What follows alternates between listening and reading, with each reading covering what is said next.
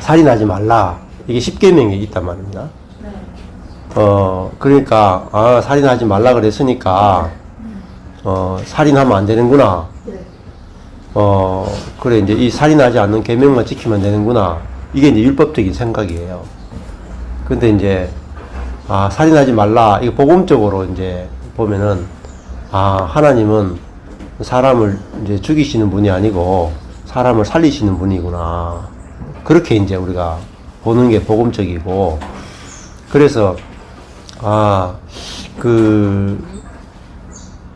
살인하지 말라 그랬을 때, 그걸 이제 우리가 좋은 소식으로, 하나님이 사람들을 사랑하시고, 하나님이 그 생명을 주셨기 때문에, 하나님이 주신 생명을 우리가 귀하게 여기고, 그 생명을 우리가 잘 감사함으로 쓰는 게, 그 하나님이 원하시는 거구나. 이렇게 이제 생각하면은 복음적인데, 단순히 그냥 살인하지 말라.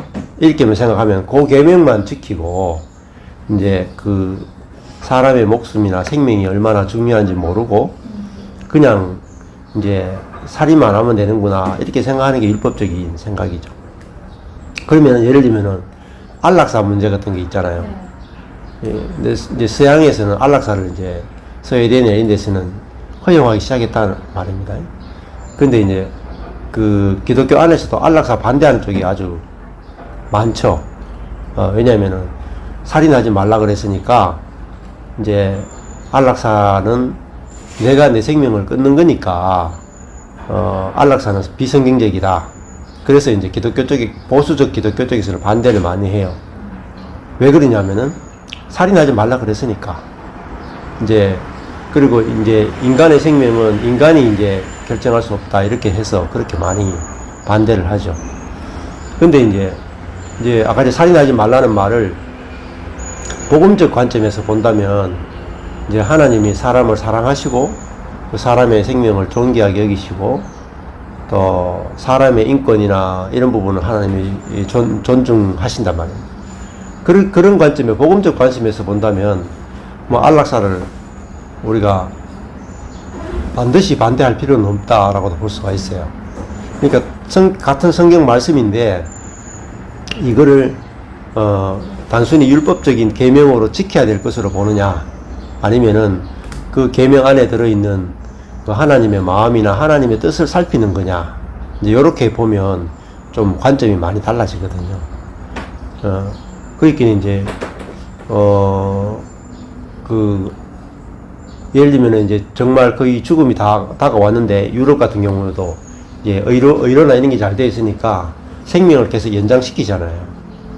근데 연장시키는데 이제 계속 고통만 받을 것밖에 안 남았으니까 나는 인간답게 죽을 권리를 좀 달라. 그래서 내가 더 이상 살아도 별로 의미가 없고, 그래서 내가 편안하게 죽을 수 있도록 해달라. 이게 이제 안락사잖아요. 그러니까 이제 어떤 관점에서 보면, 기독교적 관점에서 보면은, 그게, 어서오시오. 어서오시오. 사람의, 이렇게, 마지막을 인간답게 잘 끝낼 수 있는 기회를 주는 것이라고도 볼 수 있죠. 그래서 그런 면에서 이제, 우리가 성경을 어떻게 보느냐에 따라서, 한쪽에서는 굉장한 반대할 수도 있고, 한쪽에서는 허용할 수도 있고, 그 여지들이 있거든요. 그래서 기독교 하면은 똑같은 의견을 갖고 있는 것 같지만, 관점에 따라가지고 굉장히 차이가 많이 납니다. 같은 이제 교회 안에서도 안락사를 찬성하는 쪽이 있고, 반대하는 쪽이 있고, 그렇습니다. 그래서 성경을 어떻게 이제, 성경이 있지만 그걸 어떻게 해석하느냐, 이것도 굉장히 중요하고요. 그래서 이제 자살이나 그런 문제도 이제, 예를 들어서, 성경에는 이제 살인하지 말라는 계명도 있지만, 아파하는 사람과 함께 아파하라 하는 계명도 있거든요. 우는 사람과 함께 울고, 즐거워하는 자와 함께 즐거워하고, 우는 자와 함께 울라. 이 계명도 있고, 살인하지 말라는 계명도 있어요. 근데 만약에 이제, 어느 장로님이 자살을 했다 칩시다. 자살을 했어요. 목사님이 가가지고, 아니, 장로가 자살을 하면 되냐고. 성경에 살인하지 말라 그랬고, 그랬는데, 어떻게, 장로가 되는 분이 스스로 자살할 수가 있냐고. 이거는 하나님의 계명을 어긴 거라고. 이렇게 이야기할 수도 있잖아요. 그러면 이제, 살인하지 말라는 계명은 지켰는데, 우는 자와 함께 울라는 계명은 어기는 게 되는 거죠. 예, 어서오세요. 예. 그렇죠. 예. 그러니까, 이게, 그래서 이제 성경은, 어떻게 보면 성경 안에 상반되는 두 가지 말이 같이 있어요. 그래서 그거를, 어떤 상황에서 어떻게 적용하는지를 배워야 우리가, 그 사람은 자살을 했다 할지라도, 이거는 살인하지 말라는 계명을 이때는 적용하는 게 아니고, 우는 자와 함께 울라는 계명이 더 중요하구나. 이렇게 이제 알아야 성경이 이제 제대로 적용이 되는 거라고 볼 수가 있죠. 네. 그리고 이제 우리 죽어서 가는 이제 천국이냐, 뭐 지옥이냐 이런 문제도 있죠. 그것도 교회 안에서 의견이 다양해요. 다양하고. 크게 보면은 이제 죽어서 이제 그 지옥이 있다 없다. 이것도 아주 크게 나누어져요. 교회 안에도. 뭐 모든 교회가 다 지옥이 있다라고 말하지 않습니다. 보수적인 쪽에서는 분명히 천국과 지옥을 이야기하고, 약간 진보적인 데서는 천국은 있지만은 지옥이라는 존재는 없다 라고 해석하는 분도 있고, 또 보수적인 교회 안에도 지옥은 없다 해석하는 분도 있어요. 이제 그렇게 해석하게 되는 이유도 있습니다. 이유가 이제 하나님은 사랑이시기 때문에, 또 하나님은 구원하시기 때문에, 하나님은 결국은 모든 사람들이 다 구원에 이르기를 원하신다 하는 구절이 있거든요. 그래서 지옥은 없고 천국만 있다. 근데 이제 뭐 그러면 예수 믿지 못하는 사람들도 결국은 하나님은 다 이제 하나님 품으로 다 이끌어 주신다. 뭐 이렇게 이제 해석하는 쪽도 있고, 그것도 괜찮은 해석 중에 하나예요. 근데 이제 우리는 교회가 딱 하나의 해석만 인정하잖아요. 대부분 교회들이. 천국 아니면 지옥이다 이렇게 하는데, 우리가 좀 해석을 이렇게 좀 넓게, 우리가 정확하지 않은 부분들은 해석을 조금 넓게 하는 게 이제 좀 필요할 수도 있습니다. 그러면은 죽어서 지옥도 안 가는데 그럼 예수 믿어야 될 필요가 뭐가 있냐, 이런 문제가 생기죠. 그런데 이제 그거는 사실은 이 땅에서의 문제 자체가 이 땅에서 힘들잖아요. 그죠? 성경은 이 땅에서부터 지옥이다 이렇게 이야기해요. 표현을 해요. 그래서 죽어서 천국 가는 것도 필요하겠지만은 1차적인 거는 성경은 이 땅에서 우리가 천국이 시작된다 이렇게 이야기해요. 그래서 예수를 믿어야 되는 이유는 우리가 살아서 이 땅에서부터 천국을 누릴 수 있다. 그래서 이 땅에서 살았을 때 천국을 누려야지. 예. 아니 뭐 상담도 그런 거 아닙니까? 살아서 내가 치유받고 행복한 삶을 살자, 그거잖아요. 그러니까 복음도 우리가 이 땅에서부터 시작이 되거든요. 천국이. 그래서 이 땅에 있는 천국을 확실하게 이제 우리가 전할 수 있어야 복음을 전할 수가 있겠죠. 그래서 뭐 이 땅에서 천국을 맛을 봐야 뭐 다음 세계사양에서의 천국도 천국은 이런 곳이겠구나 이렇게 우리가 예상을 할 수가 있고, 지옥도 뭔지를 알아요. 이 세상에 살아가는 게 내가 내 스스로 이렇게 막 몸부림치고 살아가는 게 지옥이구나 이렇게 보면은, 지옥이다 하는 거는 뭐냐 하면은 성경적 개념으로는 예수가 없는 게 지옥이에요. 그 하나님이 없는 게 지옥이에요. 또 뭐 우리가 막 이런 개념을 가지고 막 유황불이 타고 막 불이 타고 이런 거를 지옥이라 그러지 않고, 하나님과 단절된 상태를 지옥이라고 그래요. 그리고 하나님과 연결된 상태를 천국이라고 그래요. 사실은 기독교적 개념의 천국은 하나님 자신이 천국입니다. 하나님. 그래서 하나님 자신이 내게 기쁨의 근원이 되고 내게 만족의 근원이 되는 거죠. 상담으로 보더라도 쉬워요. 상담으로 보면은 행복이 뭐냐? 아니, 부모님이 행복이라. 부모님이 행복이라. 그렇잖아요? 내가 좋은 부모를 만나면, 그죠? 내가 좋은 부모 만나면 천국이 되고, 나쁜 부모를 만나면은 상처받고 지옥 되는 거라. 그렇잖아요? 그러니까 내가 스스로 천국 지옥 만들기 되게 어렵거든요. 아이들이 스스로 자기 마음을 컨트롤하기 힘들단 말이에요. 그 애들은 부모하기 달렸잖아요. 아이들이 달라져서 해보면은 애를 바꾸는 건 두 번째고 부모부터 바꾸잖아요. 그죠? 그 문제의 근원은 부모에게 있다는 거죠.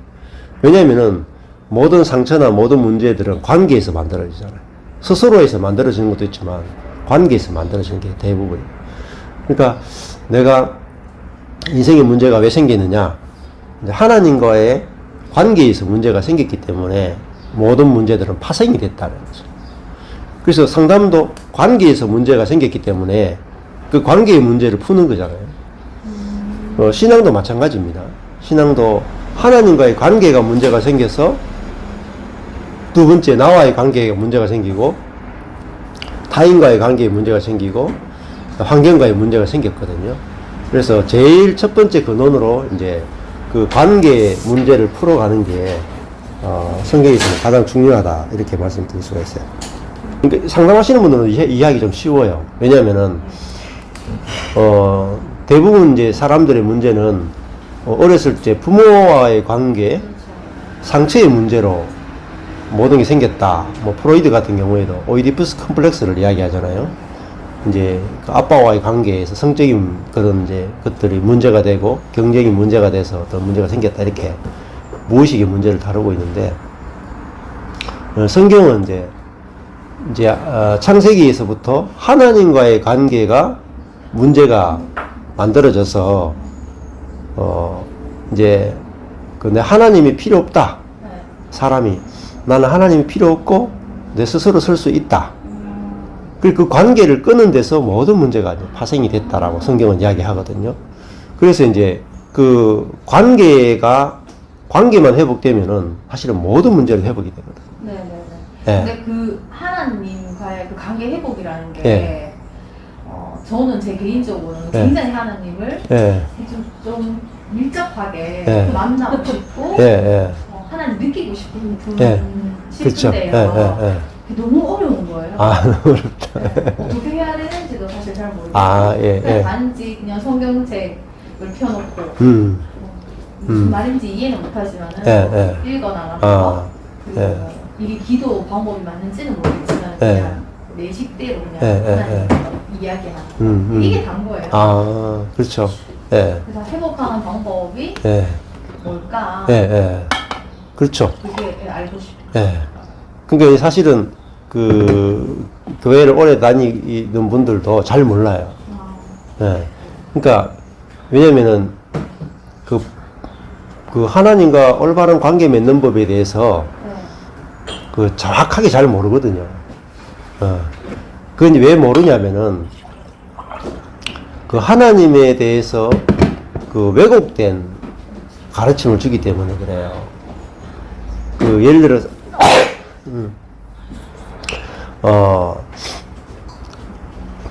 그 하나님을 어떤 분으로 소개하느냐에 따라서 관계 맺는 법이 다르죠.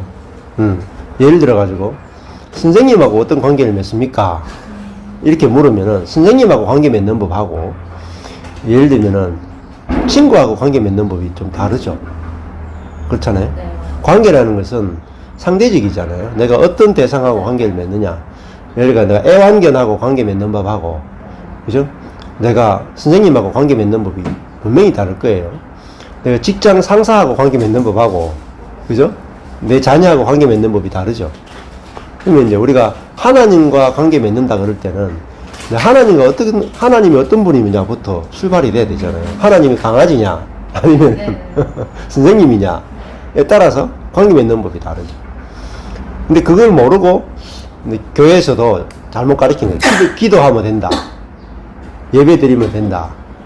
그거는 이제 관계 맺는 방법을 아직 모르기 때문에 그래요.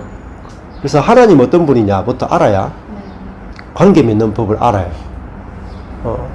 그러면 예를 들면은 땅이 이 비와 어떤 관계를 맺는가 그 생각해 보면은 땅은 비와 관계 맺는 방법이 아주 쉬워요. 그렇죠? 예. 땅은 비와 관계 맺기 위해서 하는 게 아무것도 없어요. 그렇죠? 여기 좀 땅이잖아요. 땅은 가만히 있죠. 가만히 비를 기다리죠. 비가 오면은 막 땅은 저절로 젖어들잖아요. 그리고 땅에서는 막 생명이 자라나요. 그리고 그 땅은 야 나는 저 비가 없으면 나는 죽은 목숨이구나. 저 비와 연합되어야 내 안에 있는 이 생명이 자라는구나. 야, 이 비와 땅은 이 관계를 못 맺으면 이 땅은 완전히 황무한 땅이 돼버리죠. 근데 그 땅은 비와 관계 맺기 위해서 하는 게 없어요. 단지 받을 뿐이죠. 받고 나서 자기 속에서 일어나는 변화에 대해서 막 감격하잖아요. 우리가 하나님과 관계 맺는 것은 마치 땅이 비와 관계 맺는 거하고 똑같다고 할 수가 있어요. 그래서 이제 이 마태복음에도 예수님이 그런 말씀을 하시거든요. 뭐라고? 이 아주 제가 좋아하는 말씀 중에 하나인데 마태복음에 보면은 그 하늘에 계신 너희 아버지의 아들이 되리니 이는 하나님이 그 해를 악인과 선인에게 비치게 하시며 비를 의로운 자와 불의한 자에게 내리우심이니라. 그러니까 이제 5장 45절이에요. 마태복음 5장 45절에 보면은 그래서 비를 의로운 자와 불의한 자에게 내리우신다. 여기 보면은 의로운 자와 불의한 자를 가리지 않고 비는 내린다 이 말이에요. 그리고 해가 비치는데 악인과 선인을 가리지 않고 비친다. 이런 하나님을 뭐라고 그러냐면은 하늘에 계신 너희 아버지의 온전하심 같이 너희도 온전하라 이렇게 말해요. 이게 하나님의 온전하심이에요. 그러니까 하나님이 관계 맺는 법은 악인과 선인을 안 가리고 의로운 자와 불의한 자를 안 가리고 햇빛과 비를 주시는 하나님이다. 자, 이 하나님을 내가 알아야 하나님과 관계 맺는 방법을 이제 알게 되는 겁니다. 근데 이제 우리는 대부분 하나님은 어떤 분인지 모르고 제가 시작을 하죠. 예전에는 하나님 생각했을 때 너무 무서운 존재처럼 느껴지는 내가 잘못하면 나한테 분명히 어떠한 대가를 내가 지불해야 되는 게 죄를 죄값을 치러야 되는 거죠. 그렇게 자꾸 선과 악을 나누는 그런 하나님이었어요.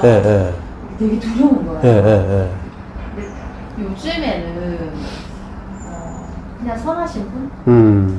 아까 목사님 말씀하신 것처럼 사랑이시다. 근데 여기까지는 조금 공부는 같은데 권사님을 보겠어요. 그렇죠. 그게 아주 중요해요. 그러니까 스티브 맥베이 같은 분이 이렇게 말하거든요. 나 자신을 바꾸지 말고 하나님을 바꾸라. 그 나 자신을 변화시키지 말고 하나님을 변화시켜라. 이렇게 이야기해요. 그 상담으로 보더라도 자식을 바꾸지 말고 부모를 바꿔라 하는 말과 같은 표현이겠죠. 그러니까 부모가 바뀌면 자식은 저절로 다 문제가 다 해결되죠. 그러니까 잔소리 많이 하던 부모가 자식을 계속 잔소리 하니까 자식이 뛰쳐나갔단 말입니다. 그러면 자식 보고 들어오라 하기는 굉장히 힘들죠. 근데 부모가 잔소리만 딱 거치면 자식은 바로 뛰어들어온단 말입니다.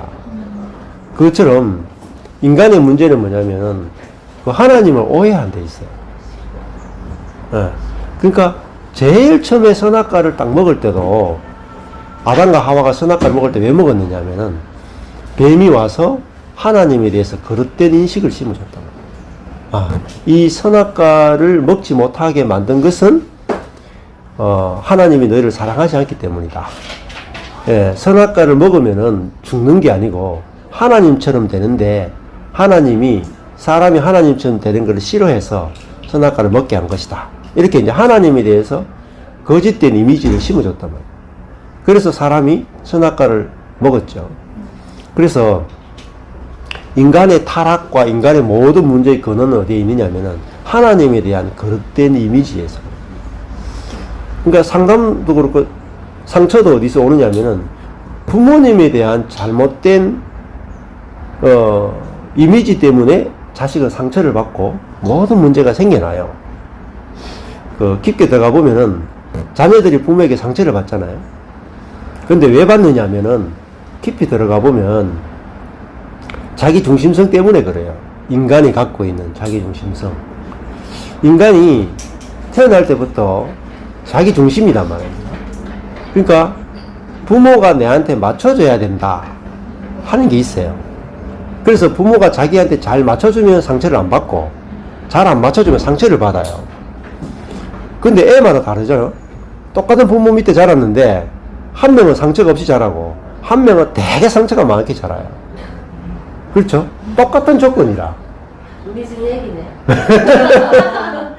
그러니까 이게 상처라는 게 절대 객관적이지 않아요. 주관적입니다. 그래서 이거 부모에게도 부모는 또 그렇죠. 부모도 자기 중심이죠. 왜냐면은 첫째와 둘째에게 대할 때 똑같이 대하잖아요. 원래 똑같이 대하면 안 돼요. 첫째하고 둘째하고 똑같이 대하면 안 돼. 왜? 기질이 다르잖아요. 그러면은 부모도 자기 중심으로 자식을 대하면 안 되고, 첫째에는 이러니까 이렇게 대해주고, 둘째에는 이러니까 저렇게 대해줘야 돼요. 그래야지 문제가 안 생겨요. 그래서, 부모도 자기 중심성 때문에 자녀에게 상처를 주게 되고, 자녀도 자기 중심성 때문에 상처를 받게 돼요. 그걸 알아야 상처 문제를 빨리 해결할 수가 있어요. 예. 그래서, 그래서 둘 다 자기 중심이니까 부모와 자식이 관계를 잘못 맺었기 때문에 거기서 상처가 생기고 상처 때문에 평생을 이제 사로잡혀가 살게 되는 거죠. 그래서 모든 문제가 어디서 왔는가 이걸 이제 다루는 게 대단히 중요합니다. 그래서 이제 저도 뭐 상담도 배우러 가보고 온갖 몸부림 쳤는데 근원을 모르니까 해결이 안 되더라고요. 근원. 그 근원의 문제를 다뤄야만 해결이 됩니다. 그래, 인간의 모든 문제의 근원은, 심리학은 무의식의 문제다. 상처의 문제다. 이렇게, 다루기도 하는데, 성경은 이제 그보다 더 밑에 부분을 다루거든요. 그래서, 그게 이제, 성경을 봐야, 인간의 그 무의식이다. 프로이트가 말했던 그 무의식의 문제다. 이게 굉장히 중요한 거잖아요. 의식의 문제가 아니고 무의식에서 문제가 생겼다. 그 다른 말로 하면 뿌리에서 문제가 생겼다는 거죠. 그래서 그 인생의 뿌리는 뭔가? 그 뿌리를 찾아내야 뒤에 열매는 저절로 바뀌잖아요. 그래서 내 문제가 해결이 안 되는 것은 내 뿌리가 안 보이니까 문제 해결이 안 돼요. 내 뿌리가. 인간의 뿌리가. 이걸 찾아내는 게 제일 중요합니다. 그래서 그래야 자식을 키울 때도 내가 지금 우리 자녀의 인간의 문제의 뿌리가 뭔가. 그래서 그 뿌리 문제를 해결해 줘야 자녀들이 잘 자라요. 근데 그거 안 다루면은 이제 나중에 나도 모르게 이제 어떤 문제들이 자꾸 발생이 된단 말입니다. 자녀의 인간의 뿌리라는 게 있잖아요. 그 뿌리는 어떻게 뭘 봐야 되나요? 이제 뿌리다 가는 게 이제 결국은 사람이 이제 하나님과 맺는 관계, 그게 뿌리라고 볼 수가 있죠. 그건 하나님과 맺는 관계하고요, 사람하고 관계 맺는 거하고요, 뿌리는 사실은 같아요. 그래서 관계에서 사람 어떻게 관계 맺느냐면 이렇게 관계 맺어요. 선악으로 관계 맺어요. 그거는 열매거든요. 그러니까 저 사람이 나한테 잘해주면 나한테 잘해주고, 못해주면 나도 못해주죠. 그쵸?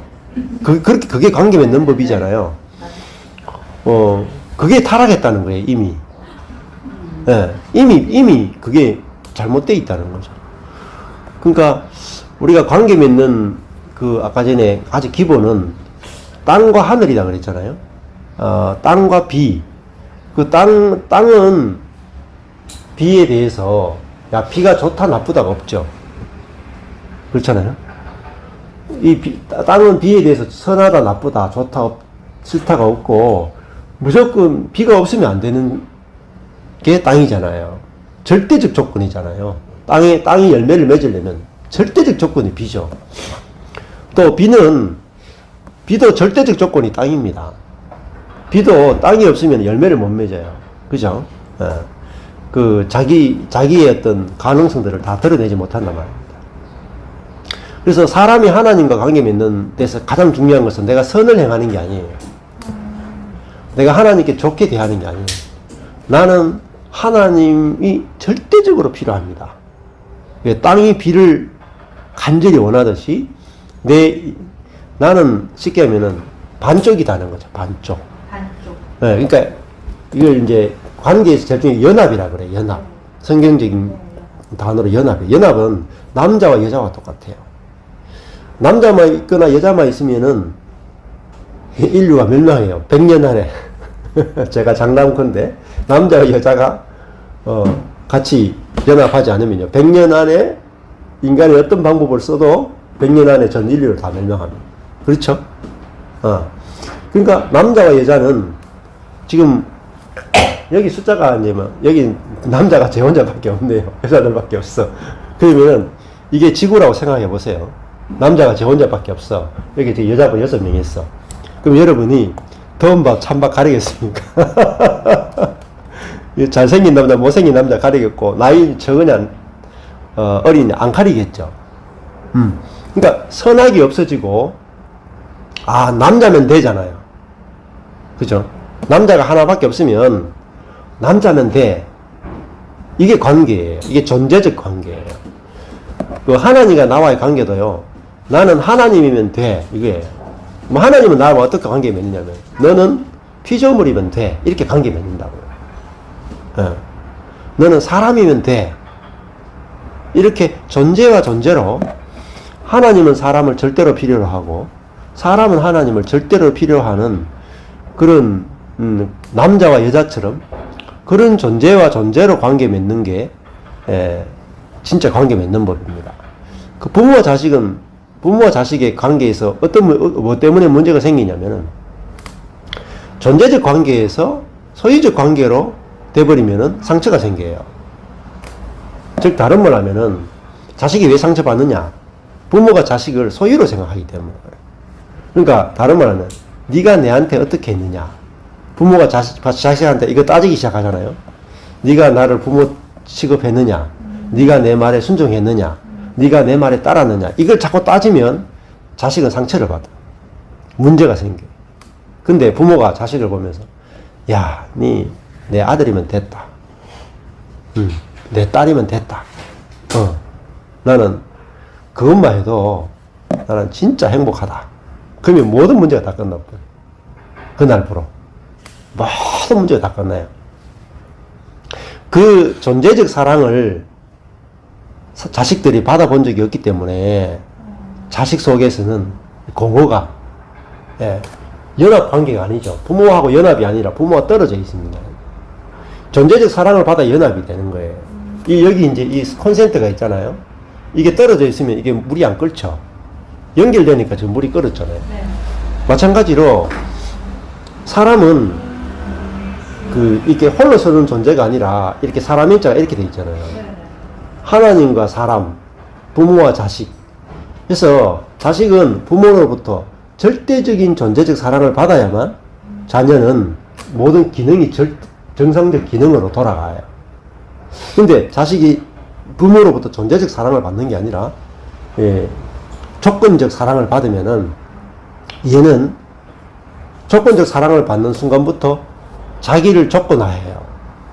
자기의 존재 가치를 조건적으로 따지기 시작한다고.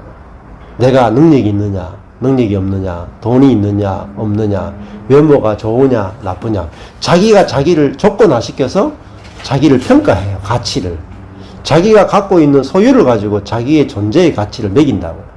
그러면 아무리 따져봤자 자기의 존재의 가치를 만족이 안 돼요. 그렇잖아요? 내가 만약에 10억을 벌었어. 부모가 나를 막 무시했어요. 내가 열심히 해가 10억을 벌었어. 10억 버는데 보니까, 주변에 보니까 100억, 1000억 막 벌고 있잖아요. 그러니까 나는 뭐지? 존재 가치가 흔들린단 말이야. 근데 돈도 뭐 1000만 원밖에 없는데 너무 행복한 사람이 있단 말이야. 그 사람은 돈이 자기의 가치가 아니고 부모가 자기를 절대적 자기 생명보다도 더 중요하게 생각하는 부모가 있단 말이에요. 그러니까 그 부모 앞에만 가면 자기는 우주에서 가장 중요한 존재가 돼요. 근데 그것이 그 자녀를 행복하게 하는 겁니다. 그러니까 그 사랑은 어떻게 보면 이 세상에서 그 부모만이 줄 수 있는 존재적 사랑이죠. 존재적 사랑. 근데 그 사랑을 부모한테 못 받으면 이제 누구한테 받느냐? 이제 애인한테 받으려고 막 남자를 계속 갈아치우거나 여자를 계속 갈아치우죠. 예. 근데 그게 이제 못 만나가지고 평생을 이제 돌아다니게 되는 거죠. 그래서 그 근원적인 문제를 이제 봐야 이제 문제가 해결되고, 내 문제도 내 문제가 먼저 딱 해결돼야 그 다음에 이제 다른 사람의 이제 근원적인 문제를 이렇게 터치해 줄 수가 있어요. 그래서 인생을 내가 이 문제, 뿌리의 문제가 해결 안 되면 그 살다가 보면 번아웃 돼요. 어떤 어려운 문제를 당하거나 고난을 당하면은 내가 살 수 있는 것 같은데 나중에 막 죽을 것 같아. 못 살겠어. 그래가 너무 왜 살아야 되는지 모르겠고 막 그래 힘들어요. 너무 힘들어. 그리고 정말 가슴이 이제 답답하고 앞으로 한 걸음도 못 나가겠고 나는 무엇인가? 왜 살아야 되는가? 이런 질문 앞에서 한마디도 대답할 수가 없어요. 그래서 참 힘들죠. 근데 조금 전에 그 흙이 그 비를 먹어보면 막 부들부들해지고 막 속에서 막 온갖 생명이 다 나온단 말입니다. 그것처럼 사람도 이 사랑을 받아야 꽃이 피죠. 딴 거 없어요. 사람은 사랑을 받아야 돼. 그 사랑받도록 지어진 존재니까 사랑 못 받으면 그렇게 힘들어요. 사람 진짜 힘들어. 근데 사랑만 받으면 막 꽃이 펴. 근데 그걸 사랑 받는데 그 번지를 잘못 찾아가지고 엉뚱한 데 가서 우물가에 가서 막 숭늉 막 찾는다고. 못 찾아. 그러니까 사랑은 줄 수 있는 존재를 만나야 사랑을 받을 수가 있어요. 그래서 너한테 존재적 사랑을 줄 수 있는 분은 하나님밖에 없어요. 1차적으로 부모조차도 못 줘요. 그냥 부모도 자기 상처가 있고 자기 중심성이 있어가지고 부모도 내가 원하는 사랑을 다 못 줘요. 그래서 부모의 사랑받고도 우리는 허무함에 또 죽음 앞에 두려움에 이게 떠는 거예요. 근데 그 사랑은 이제 하나님만이 줄 수 있는 사랑이 있습니다. 그게 이제 존재적 사랑이에요.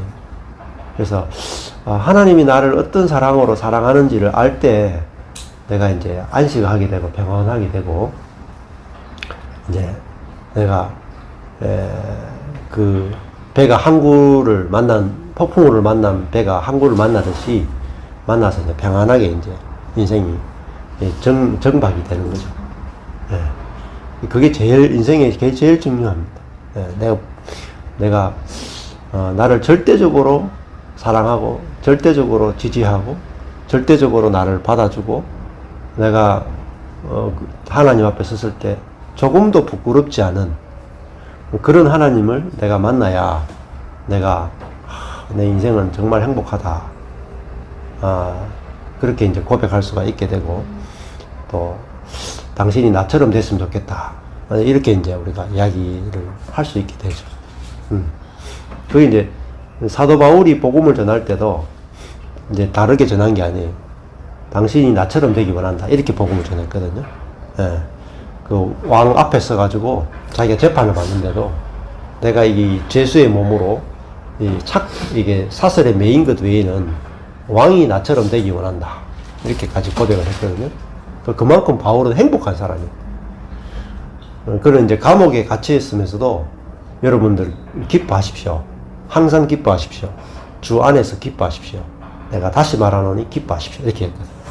그러니까 감옥에 갇힌 사람이 밖에 있는 사람 보고 기뻐하라, 이렇게 이야기할 정도로 바울은 기쁨이 넘쳤단 말이에요.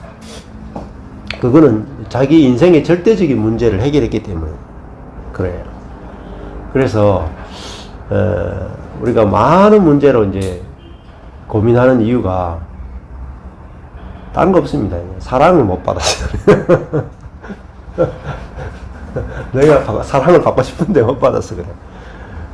그 이제 여자분들은 부모로부터 사랑을 못 받은 사람은 남편으로부터 사랑받기 원하죠. 결혼을 해. 결혼해보니까 이 남자가 시원찮아. 나는 못 채워줘. 줘야 되는 사람이에요?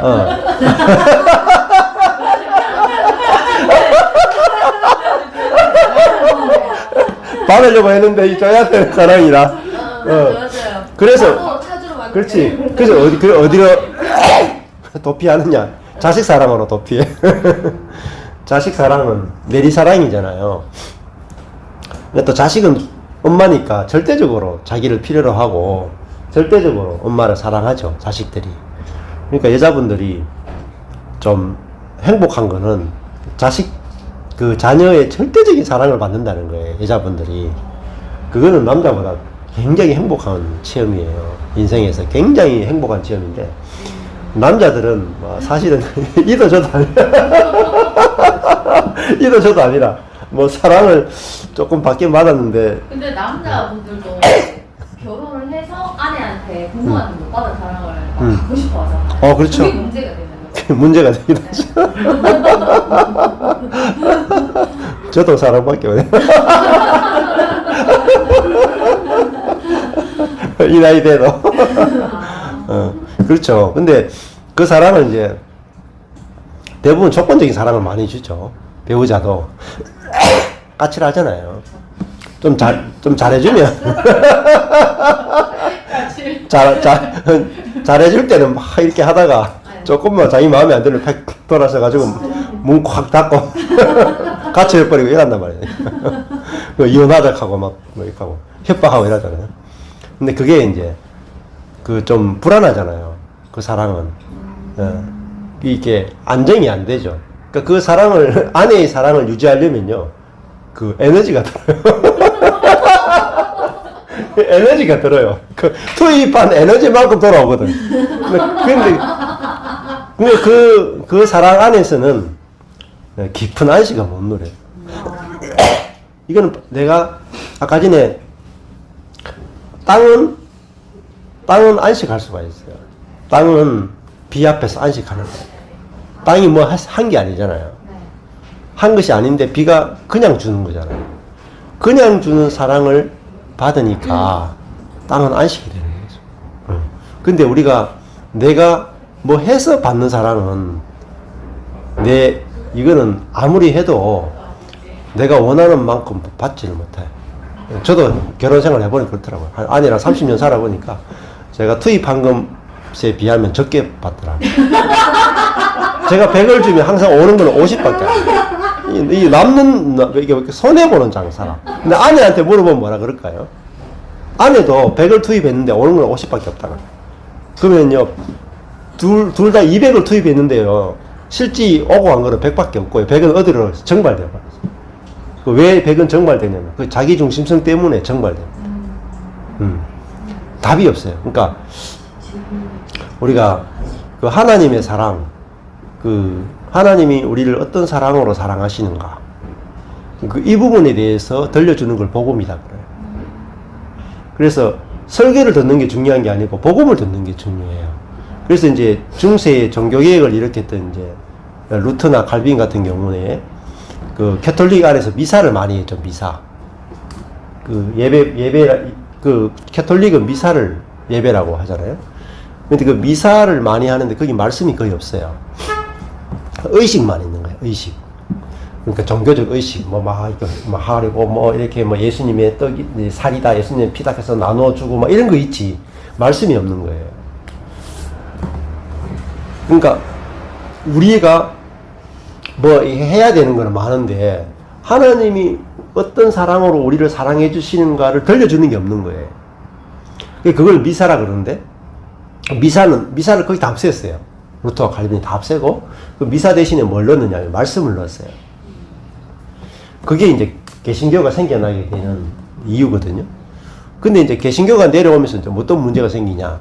개신교가 설교를 하긴 하는데, 설교 안에, 복음을 전하는 게 아니고, 하나님이 어떤 사랑으로 우리를 사랑하시는가를 전하는 게 아니고, 우리가 하나님께 어떻게 해드려야 되는가를 이야기한다. 그걸 설교의 타락이라 그러는 거예요. 쉽게 얘기하면은, 하나님을 부모님이라 그러면은 설교 시간에는 부모님이 어떤 사랑으로 우리를 사랑하시는가 한번 들려주면 돼요. 그게 설교예요. 부모의 사랑만 이야기해 주면 돼요. 근데 설교 시간에 자식이 부모에게 어떻게 효도해야 되는가를 이야기하면은 이게 설교의 타락이에요. 근데 대부분의 설교가 하나님이 어떤 사랑으로 자식인 우리를 사랑하시는가를 들려주기보다 자식인 우리가 엄하신 하나님에게 어떻게 효도를 해드려야지 엄한 부모님의 마음을 달랠 수 있고 부모님의 마음을 달래야 부모님으로부터 상속이 나온다. 복이 온다. 이렇게 가르쳐요. 그건 복음이 아니고 율법이에요. 그래서 이제 설교를 들을 때도 저 설교 들을 때 내 마음에 참 이번 주에 은혜가 되더라. 은혜가 아니라 땡이에요. 그러니까 우리는 부모님께 어떤 사람이 부모님께 효도했더니, 부모님이 10억을 상속해줬더라, 이래 들으면, 니도 부모님께 한 효도해봐. 10억을 상속해줄 거야. 하면, 할렐루야, 아멘! 하고 이렇게 한다고요. 그러면 은혜 받다 하고 와서, 나도 와서 이제 부모님께 효도해야지 하면서 하나님께 막 11조도 드리고, 돈도 드리고, 헌금도 한다면, 왜 하냐? 투자해. 투자 개념으로 하나님께 드리는 거지. 근데 그게 전부 다 이제, 잘못된 설교의 예더라고 할 수 있어요. 그래서 이제 아까 전에 인간의 근원적인 문제는 하나님이 어떤 분인지 모르기 때문이다. 하나님이 어떤 사랑으로 우리를 사랑하는지 모르기 때문에 하나님과 관계 맺는 방법이 틀어졌기 때문에 거기서 문제가 생겼다. 그래서 하나님이 어떤 사랑으로 우리를 사랑하시는지를 성경 66권을 통해서 다양한 방식으로 내한테 들려줄 때 들을 때마다 아멘, 진짜 그렇네, 진짜 그렇네 하면서 그것이 내 삶에서도 발견되어질 때, 경험되어질 때 그게 내 안에 이제 충만해지고 안식이 되고 상처나 이런 것들이 다 저절로 없어지거든요. 그러면 내가 상처에 매여 있다 하는 건 뭐냐면 내가 내 자신에게 노예가 돼 있다는 뜻이죠. 내가 내 자신에게 끌려다닌다는 거잖아요. 그 상처가 나를 지배한다는 거잖아. 근데 이제 구원이라 하는 게 뭐냐면 그 상처로부터 내가 해방되는 거예요. 구원은 뭐냐? 해방이에요, 해방. 내가 자유예요. 근데 결국은 뭐로부터 자유되냐면은 나를 계속 얽어매고 나에게 두려움을 주고 상처를 주고 나를 무의식적으로 지배하던 그 상처로부터 내가 해방되는 거예요. 해방되어서 두려움 없이 사는 거예요. 구속받음이 없이 사는 거. 그걸 이제 구원이라 이렇게 볼 수가 있죠. 그러니까 기독교에서 말하는 구원은 아주 구체적이에요. 그냥 죽어서 천당 간다. 이거는 구원의 아주 한 그 조각에 지나죠. 조각. 근데 구원이라는 개념은 굉장히 넓다. 그러니까 인간의 모든 문제가 다 해결되는 게 구원이에요. 그러니까 인간의 모든 문제로부터 다 해방되는 거예요. 그럼 이 구원은 되게 좋은 거잖아요. 모든 사람이 다 필요한 게 뭐죠? 구원이잖아요. 자기의 문제로부터 해방되는 거죠. 근데 이게 이제 진짜 기독교적 의미에서의 구원인데, 이 풍성한 의미에서의 구원은 우리가 빼놓고 너무나 좁은 의미에서의 구원만 이야기하고 있기 때문에 이 풍성한 의미가 회복되어야지 교회의 영광도 회복되고 복음의 영광도 회복되고 또 성경의 그런 진리성도 회복된다고 볼 수가 있어요. 이거는 이제 내가 구원이라 하는 것이 백화점이라면은 백화점 안에도 내가 자주 가는 코너가 있을 수 있잖아요. 음식물 코너 갈 수도 있고 여성복 코너만 자주 갈 수도 있고 아니면은 뭐 가구 코너 자주 갈 수도 있는데 어떤 사람은 그 1층에 있는 명품 코너만 갈 사람이 있고 다르죠. 백화점 안에는 명품 코너도 있고 박앤 세일하는 뭐 저희 같은 경우는 이제 저기 80% 세일 코너인데 잘 가거든요. 근데 돈 많은 사람은 일부러 이제 1층 명품 코너로 가죠. 신세계 백화점 여기 가면 1층 명품 코너 딱 있잖아요. 뭐 하나만 딱 집어들면은 최소 500, 1000, 뭐 2000만 원 나오는. 근데 우리 같은 사람은 그 코너를 못 누리잖아요. 예, 같은 백화점인데도 그 코너를 못 누려. 그러니까 얼마나 억울합니까? 그것처럼 구원이라 하는 것은 종합 선물 세트예요. 구원이라 하는 것은 그 안에 하나님이 우리 인간에게 주고 싶은 놀라운 축복의 선물 세트가 가득히 들어있는데, 사람들마다 이제 어느 부분을 만지고 나는 구원을 경험했다 이렇게 말해요. 어느 한 부분만 만져버리는 거예요. 마치 코끼리를 봤는데 나는 코만 만지고 코끼리를 봤다. 발만 만지고 코끼리를 봤다. 꼬리만 만지고 코끼리를 봤다. 귀를 만지고 코끼리를 봤다 하면 보긴 봤죠. 분명히 코끼리 어떤 부분을 만졌으니까. 그러나 코끼리 전체를 보는 사람은 대단히 적어요. 그래서 우리가 성경을 공부하는 이유는 전체를 보기 위함이에요. 하나님이 인간에게 주시고자 하는 구원의 전체를 우리가 보기 위해서는 성경을 봐야 돼요. 그래야 전체가 다 보이고 그래야 그 전체를 다 누리는 거죠.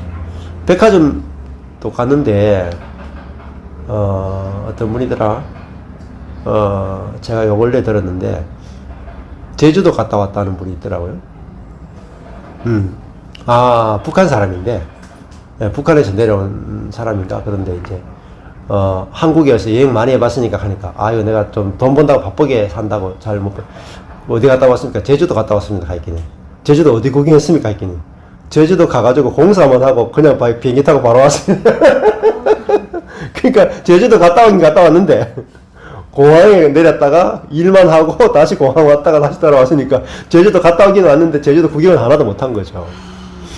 그거하고 똑같아요. 우리가 성경에도 들어갔다가 성경의 어떤 한 부분만 아주 작은 부분만 딱 보고 나오는 것 똑같아요. 대부분 그렇게 살아요. 저도 그걸 잘 몰라서 그렇게 살았고. 근데 성경을 우리가 공부하는 이유는 하나님이 우리에게 베풀어 놓으신 그 구원의 풍성함을 우리가 알고 찾아서 누리는 거예요. 이게 보물지도와 똑같아요. 예, 그래서 성경을 공부하는 것은 그냥 공부로 공부하는 게 아니죠. 만약에 내가 상담을 공부하면 공부한 만큼의 어떤 대가가 주어지잖아요.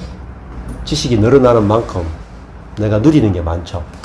성경도 이제 내가 성경을 공부해야 하나님이 우리에게 베풀어 놓으신 그 풍성함들을 우리가 볼 수가 있어요. 마찬가지로 이제 부모가 이제 돌아가실 때 이렇게 유서를 남겼어요. 유서를 남겼는데 1번부터 10번까지 자기가 숨겨놓은 보물을 이렇게 쭉쭉 적어놨.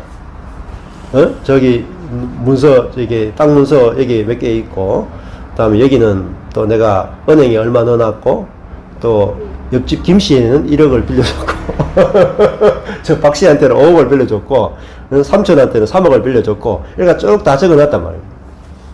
근데 그 유서를 보면서 어떤 사람은 일본에 있는 그 땅 문서만 받아가지고 누린 놈이 있고, 어떤 사람은 여기 있는 거 다 보고 다 누리는 사람이 있죠. 마찬가지로 사람들이 이제 성경을 잘 안 읽어요. 공부도 안 하고. 왜냐면은 뭐 별거 있겠냐 싶죠. 별거. 근데 성경을 이제 테스트먼트라고 불러요. 이제 올드 테스트먼트, 뉴 테스트먼트. 올드 테스트먼트는 구약, 뉴 테스트먼트는 신약이라 그래요. 그 테스트먼트를 다른 말로 하면 뭐라고 번역할 수 있냐면요, 유언이에요. 죽었을 때 자식에게 주는 유언. 그러니까 옛날 유언, 새로운 유언이에요.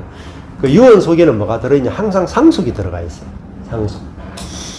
그 약속이 들어있단 말입니다. 옛날 약속, 새 약속. 그 약속에는 뭐가 들어있냐면 약속의 목록이 들어있어요. 목록. 그 약속의 목록은 반드시 챙겨 먹어야 돼요. 못 챙겨 먹는 사람이 바보라. 그래서 성경은 하나님이 우리를 너무너무 사랑한다는 이야기고, 그 하나님이 우리를 어떤 사랑으로 사랑하는지를 기록해 놨기 때문에 그거를 내가 들어야 내 삶이 풍성해지는 겁니다. 그래서 이제 성경을 우리가 공부하는 목적이 그거다, 이렇게 얘기할 수가 있습니다. 사실 상담의 핵심이 뭐냐면은 그 인간의 핵심하고 연관이 되어 있어요. 상담이 별겁니까?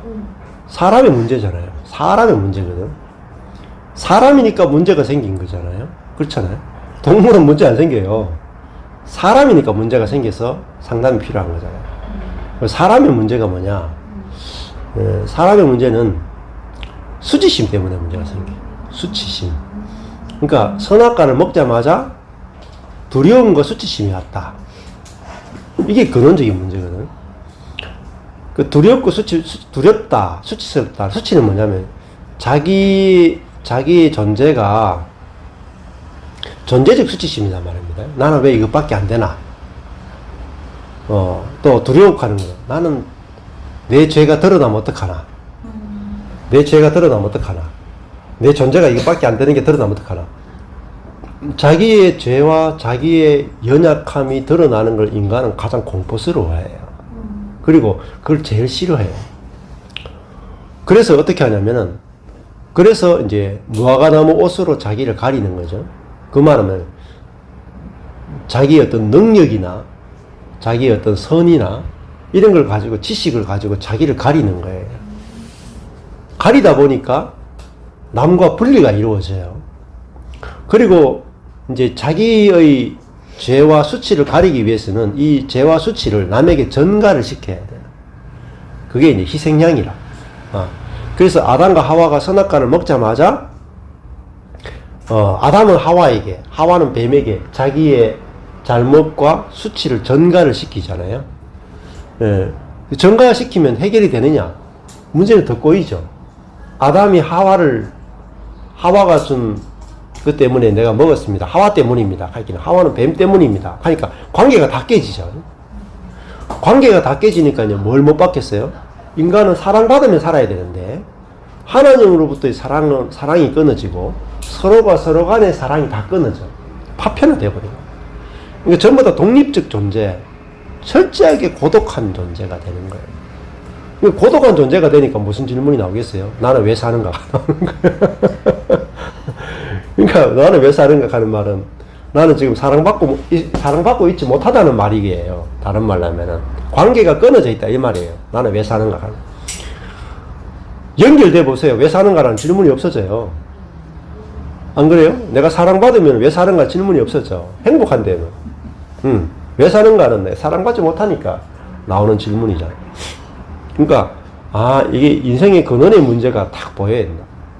그러니까 그래서 사람이 자기의 연약함을 내놓을 수 있으면 행복해요. 그래서 에덴 동산을 처음에 표현할 때 에덴 동산을 뭐라고 표현했냐면은 벌거벗었으나 부끄러워하지 않더라 이렇게 표현했단 말입니다. 이게 상담적으로 가장 중요한 말입니다. 벌거벗었으나 부끄럽지 않더라. 뭐가 벌거벗겨졌다는 말은 이제 아무것도 없다는 거잖아요. 무능력하다는 거. 또 수치가 드러났다는 거예요. 자기가 무능력한 거, 자기가 죄를 지은 거, 이런 것들이 드러났지만 두렵지도 않고 수치스럽지도 않다. 이게 천국이에요. 이게 에덴입니다. 에덴이면 기쁨, 천국이라는 뜻입니다. 그러니까 하나님이 처음에 아담과 하와를 만들었을 때는 서로가 서로의 부끄러운 모습을 봤는데도 부끄럽지 않다는 거예요. 그 말은 뭐죠? 서로가 그 연약함을 판단하지 않고 정죄하지 않고 받아주는 관계란 말입니다. 예, 나도 연약하니까, 내가 연약하니까 너의 연약함도 받아들일 수 있고, 그렇잖아요. 그래서 인간은 근원적으로 연약하게 지어졌어요. 연약한 존재로. 이게 전제예요. 대전제라. 그래서 그 성경적 상담이라고 있어요. 그 성경적 상담의 가장 기초는 뭐냐면은 인간은 제한적 존재다. 이거예요. 인간은 제한적 존재다. 이게 대전제라. 이게 다른 말, 인간은 피조물이다. 인간은 피조물이다. 인간은 제한적 존재다. 이게 대전제라. 근데 이 제한적 존재라, 이게 뭐예요? 이게 온전하다는 거예요. 제한적 존재가 나쁘다는 게 아니라.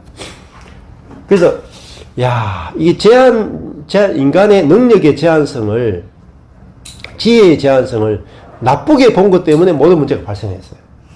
그러면요, 인간이 가장 행복할 때가 뭐냐? 벌거벗어서나 부끄럽지 않을 때가 제일 행복해. 가장 행복한 거예요. 벌거벗어서나 부끄럽지 않은 거. 그러니까 예를 들어 제가 그 아내 앞에서 어떤 짓을 해도 어떤 잘못이 드러나도 아내가 여보 괜찮아. 당신은 내 남편이야. 당신의 행위는 중요하지 않아. 그렇게 이제 이야기해 줄 수 있다면 없어. 그게 제가 우주에서 가장 큰 선물을 받은 사람이에요. 아, 그렇게 되면요? 네. 우주에서 가장 큰 선물을 받은 거예요. 어디서도 받을 수 없는 선물을 받은 거예요. 근데 우리는 안 그렇잖아요. 우리는 사람 앞에 가면은, 선한 모습을 보여야 되고, 그리고 아주 그 젠틀한 모습을 보여야 되고, 실수하는 모습 보이면 안 되고, 악한 모습이 드러나도 안 되고, 무능력한 모습이 드러나면 안 되죠. 항상 정신 차리고 살아야 돼. 긴장하고 살아야 돼. 그죠? 항상 긴장 상태. 그러니까 사람을 만났는데, 사람을 만나도 안 행복해. 근데 사람을 만났을 때 행복해야 돼. 그게 상처가 치유됐다는 거야. 상처가 치유된 것은 사람을 만났을 때 너무너무 행복해. 그 말은, 내가 그 사람을 볼 때도 그 사람이 선하냐 악하냐가 잘 안 보이고, 벌거벗어도 괜찮아가 내 속에서 나와야 돼. 당신이 어떤 모습이 드러나도 벌거벗 수치스러운 모습, 죄된 모습, 안 좋은 모습이 드러나도 당연해. 그럴 수 있어.